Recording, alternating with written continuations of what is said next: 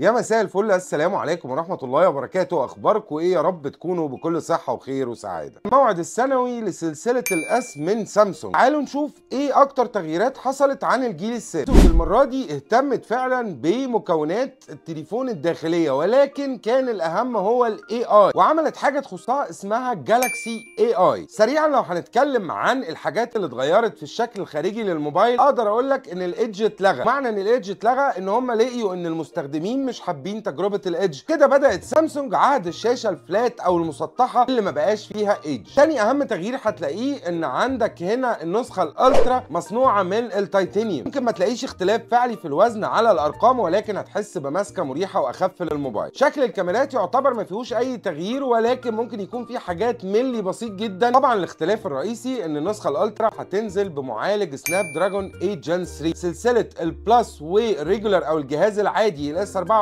والبلس هيكون المعالج هو اكزينوس 2400 معالج سامسونج الجديد. تعتبر التغيرات الشكليه او الخاصه باجزاء الداخليه في الموبايل، لكن التغير الرئيسي هو الاي اي. كنت بتسمع عنه ان هو ذكاء اصطناعي. الموضوع مش بالظبط كده، الموضوع فيه اختلاف بسيط جدا. ان سامسونج قدرت تطور السوفت وير بتاعها علشان يشتغل مع الذكاء الاصطناعي بشكل كبير، وده شارك فيه اكتر من شركه. طبعا يعني في تعاونات هتلاقوها كده بين جوجل مايكروسوفت وسامسونج علشان تاخد افضل تجربه ذكاء اصطناعي. وتعالوا نشوف ازاي. اول حاجه هتلاقيها في الذكاء الاصطناعي هي الكول اسيست. معنى انك لو بتتكلم مع شخص من دوله تانية، انت بتتكلم لغه وهو بيتكلم لغه تانية. ودي المشكله اللي انا واجهتها في الصين لما قعدت يوم في الشارع مش لاقي مكان اروحه بسبب اني مش عارف اتواصل مع الناس. الموبايل هنا هياخد كلامك بلغتك وهينقله للطرف التاني بلغته هو. كل اللي عليك انك بعد ما بتعمل المكالمه بتدوس على العلامه دي فبتعمل ترانسليت، بيبلغ الطرف الاخر ان انت هتترجم المكالمه وبتكمل مكالمتك عادي جدا. وده كمان هيكون في الشات في الواتساب وبعض البرامج المدعومه. هتقدر انك تكتب بلغتك والطرف الثاني هيستقبل بلغته هو، يرجع يرد عليك باللغه بتاعته ويوصلك الكلام بلغتك انت. هنا اصبح موضوع المترجم مش شيء رئيسي. عايز اقول لك ان في المكالمات ما بتحتاجش انترنت. ممكن يكون في الشات حاليا بتحتاج انترنت علشان الترجمه، لكن ده هيعمل طفره كبيره جدا في عالم البيزنس. تلاقي كمان في الجوجل مسج والسامسونج مسجز، كمان في برنامج لاين وبرامج تانية كتير. قريب جدا هيبقى فيه برامج اكتر. من اكتر الحاجات اللي عجبتني برضو في الذكاء الاصطناعي سيركل تو سيرش وذ جوجل. كل اللي عليك انك لو عاوز تعرف حاجه عن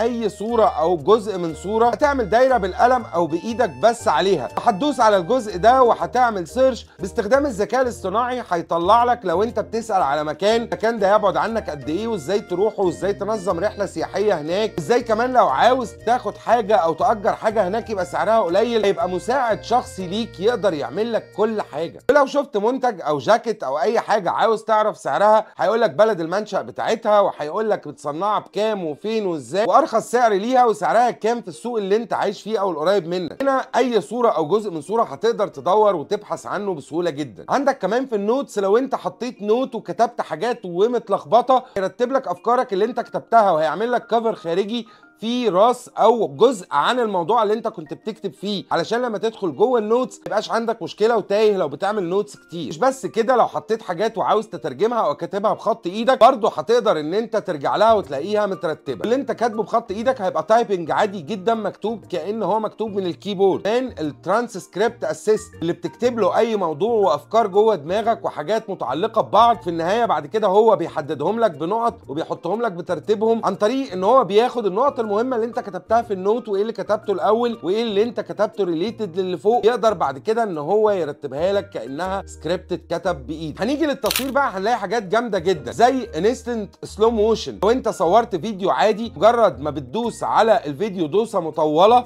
بتصور الفيديو بجوده اقل طبعا من 4K، بتدوس على الفيديو دوسه مطوله، هو تلقائيا هيجيب لك فريمات بالذكاء الاصطناعي، يحول لك الفيديو ده لسلو موشن زي الفيديو اللي انت شايفه ده. فيديو عادي صورته وضغطت عليه، شايف قادر يديك تفاصيل وتقسيم قد ايه في الفيديو. كمان الاي اي فوتو اديتنج ده بيسمح لك انك تاخد افضل رؤيه للصوره. لو الصوره فيها فليكر او الصوره طالع فيها هايلايت او اي حاجه عامله تاثير على الصوره، بتدوس عليها وتطلب منه انه يشيل كل حاجه، وبيعمل لك انسرتات في الصوره علشان يرجعها بيور جدا. كمان لو صورت حد وعاوز تنقله من مكان لمكان في الصوره، تنقله من المكان ده للمكان ده، وبيعمل ماله الجزء الخاص الصوره كأن مفيش حاجه حصلت. غير بقى الاي اي، كمان كاميرا الزوم اتغيرت، بقت 50 ميجا بكسل بدل 10. كمان تقدر تعمل زوم في البورتريه 2 و3 و5 و10، وده بيسمى كواد تيلي سيستم. خليني اقول لك ان الموبايل حصل فيه تغييرات كتيره جدا، كل ده بس من نظره اوليه وقت اطلاق الجهاز، ولكن خلينا نقول ان الموبايل لسه فيه كلام كتير جدا هيتقال عنه بس بعد التجربه المطوله، لانه فيديو هيتكلم عن كل تفصيله السوفت وير الجديد